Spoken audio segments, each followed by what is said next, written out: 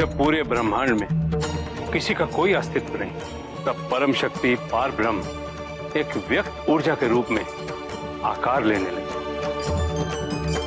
और भगवान विष्णु की नाभि से ब्रह्मा का जन्म, ये जानने के लिए कि वो कौन है, क्या है। हजारों साल तक कमल नाभि में भटकते रहे और अपने उद्गम का स्थान खोजते रहे।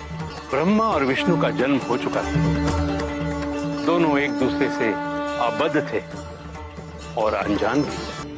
हजारों वर्ष भटकता रहा था,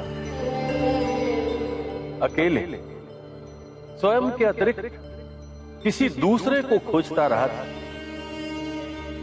चलिए, कोई तो मिला जो मेरे बाद उत्पन्न हुआ, जिससे मेरा परिचय हुआ। और फिर नारायण ने ब्रह्मा को सत्य से परिचित कराने का प्रयत्न किया कि उनकी नाभि से ब्रह्मा की उत्पत्ति हुई। आखिर ये फैसला करता कौन कि उन दोनों के बीच श्रेष्ठ कौन है, या फिर उनके अतिरिक्त भी कोई श्रेष्ठ है? आप दोनों में श्रेष्ठ कौन है, इसका निर्णय मैं करूंगा। आप में से जो भी इस लिंग के अंतिम छोर या शाश्वत अंत तक पहुंच जाएगा, वही श्रेष्ठ कहलाएगा।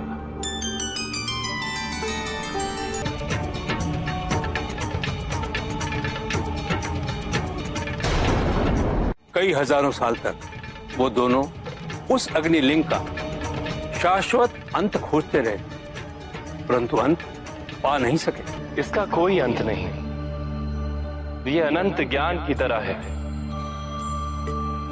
संभवतः ब्रह्मदेव को इस अनंत ज्ञान रूपी लिंग का प्रारंभ मिल गया होगा। केतकी, यही अंत है? नहीं ब्रह्मदेव, मुझे ज्ञात है, मैं ही सर्वश्रेष्ठ हूं, मैं ही प्रथम हूं। इस अनंत छोर को मुझे खोजने की क्या आवश्यकता है? ब्रह्मदेव, संभवतः आपने इस अग्नि स्तंभ का प्रारंभ पा लिया होगा। केतकी का फूल इसका प्रमाण है। असत्य है ये। क्या आपने सचमुच प्रारंभ पा लिया है ब्रह्मदेव? सत्य इससे आप जान सकते हैं। ब्रह्मदेव सत्य कह रहे हैं। आप क्या कहेंगे नारायण?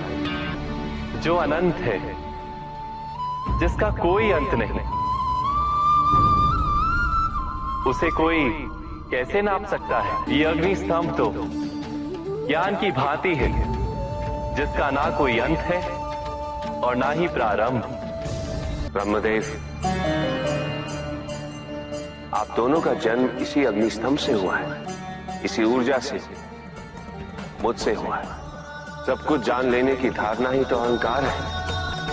आप सृष्टिकर्ता तो होंगे, लेकिन आपके इस अहंकार के कारण आप कभी पूजे नहीं जाएंगे और केतकी की ये फूल मेरी पूजा में वर्जित होंगे। और दूसरी तरफ नारायण,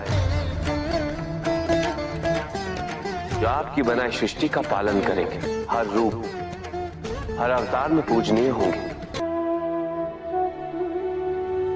अब तो आप समझ गई होंगी कि ब्रह्मा, विष्णु और महेश तीनों एक ही हैं, तीनों एक ही सूत्र से बंधे हुए हैं